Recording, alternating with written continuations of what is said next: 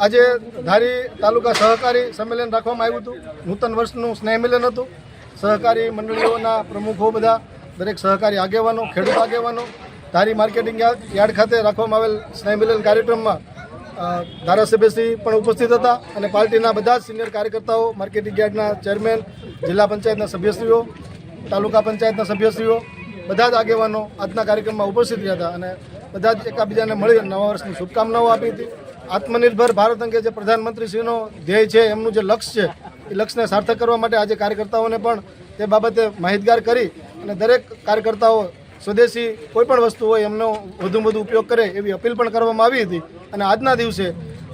બિહારની ચૂંટણીમાં જે જલવંત ભારતીય જનતા પાર્ટી એનડીએનો જે વિજય થયો છે, એને વિજયને વધામણા કરી અને કાર્યકર્તાઓએ ખુશી વ્યક્ત કરી અને મોં મીઠા કર્યા હતા. તરફથી આજે જે સ્નેહ મિલન યોજાયું છે એમાં ઉપસ્થિત આપણા જિલ્લા પાર્ટીના પ્રમુખ માનની શ્રી અતુલભાઈ, ઉપસ્થિત માનની શ્રી ભાવનાબેન, ખાસ કરીને અત્યારે જે મોટી સેવા કરી રહ્યા છે ખેડૂતોની તેવા ભાવનાબેન, માર્કેટયાર્ડના માનની ચેરમેન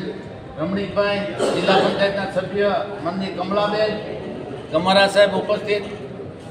માજી ધારાસભ્ય શ્રી મનસુખભાઈ ભુવા ઉપસ્થિત, અમરેલી જિલ્લા સંઘના માનની પ્રમુખ શ્રી જંતીભાઈ પાનસુરિયા સાહેબ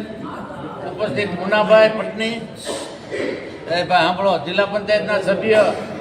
ભૂપતભાઈને 2 સેટલમેન્ટ કરી લીધું છે એવા અશ્વિનભાઈ 2 સેટલમેન્ટ કરે છે, બેમાંથી એક આવવાનું એટલે પછી માન્ય